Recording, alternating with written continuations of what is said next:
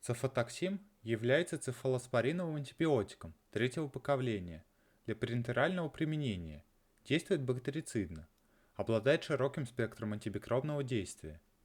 Показания. Инфекции центральной нервной системы, менингит, инфекции дыхательных путей и лор-органов, инфекции мочевыводящих путей, инфекции костей и суставов, инфекции кожи и мягких тканей, инфекции органов малого таза, абдоминальные инфекции, перитонит, сепсис, эндокардит, гонорея, инфицированные раны и ожоги, сальмонеллезы, болезнь Лайма, инфекции на фоне иммунодефицита, профилактика инфекций после хирургических операций, в том числе урологических, акушерско-гинекологических, на органах желудочно-кишечного тракта. Способ применения и дозы. Препарат вводят внутривенно, струйно или капельно, и внутримышечно. Препарат назначают взрослым и детям в возрасте старше 12 лет, с массой тела от 50 кг. При неосложненных инфекциях, а также при инфекциях мочевыводящих путей, внутримышечно или внутривенно по 1 грамму каждые 8-12 часов. При неосложненной острой гонорее внутримышечно в дозе 1 грамм однократно. При инфекциях средней тяжести внутримышечно или внутривенно по 1-2 грамма каждые 12 часов. При тяжелом течении инфекции, например при менингите, внутривенно по 2 грамма каждые 4-8 часов. Максимальная суточная доза 12 граммов. Продолжительность лечения устанавливают индивидуально. С целью профилактики развития инфекций перед хирургической операцией вводят во время вводного наркоза однократно в дозе 1 грамм. При необходимости введение повторяют через 6-12 часов.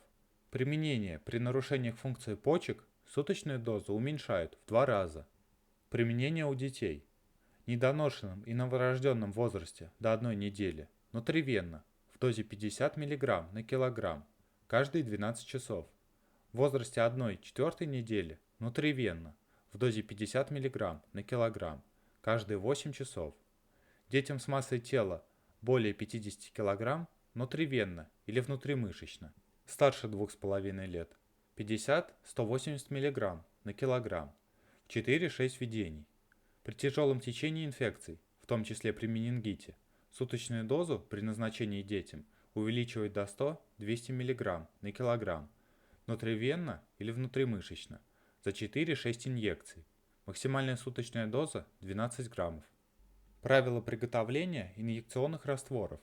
Для внутримышечной инъекции 1 грамм препарата разводят в 4 мл стерильной воды для инъекций. Препарат вводят медленно, в течение 3-5 минут.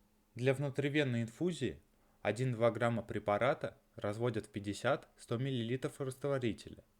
В качестве растворителя используют 0,9% раствор натрия хлорида или 5% раствор декстрозы, глюкозы. Продолжительность инфузии 50-60 минут. Для внутримышечного введения 1 грамм растворяют в 4 мл растворителя. В качестве растворителя используют воду для инъекций или 1% раствор лидокаина. Противопоказания. Беременность.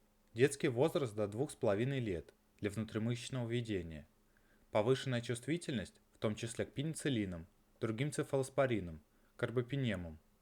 С осторожностью следует применять препарат у новорожденных в период лактации. В незначительных концентрациях выделяется с грудным молоком. При хронической почечной недостаточности. При неспецифическом язвенном колите, в том числе в анамнезе. Применение при беременности и кормлении грудью. Препарат противопоказан к применению при беременности. При необходимости назначения препарата в период лактации следует прекратить грудное вскармливание. Особые указания. В первые дни лечения могут возникнуть псевдомембранозный колит, проявляющийся тяжелой длительной диареей. При этом прекращают прием препарата и назначают адекватную терапию, включая ванкомицил или метронидазол. Пациенты, имевшие в анамнезе аллергические реакции на пенициллины, могут иметь повышенную чувствительность к цефалоспориновым антибиотикам. При лечении препаратом более 10 дней необходим контроль картины периферической крови. Во время лечения цефатоксином возможно получение ложноположительной пробы КУМСа и ложноположительной реакции мочи на глюкозу. Во время лечения нельзя употреблять алкоголь, поскольку возможны эффекты, сходные с действием дисульфирама, гиперемия лица, спазм в животе и в области желудка, тошнота, рвота, головная боль, снижение артериального давления, тахикардия, отдышка. Лекарственное взаимодействие. Цифотоксин увеличивает риск кровотечений при сочетании с антиагрегантами, нестероидными противовоспалительными средствами. Риск поражения почек увеличивается при одновременном приеме аминогликозидов, полимиксина В и петлевых диуретиков. Лекарственные средства, блокирующие канальцевую секрецию, увеличивают плазменные концентрации цифотоксина и замедляют его выведение. Фармацевтически несовместим с растворами других антибиотиков в одном шприце или капельнице.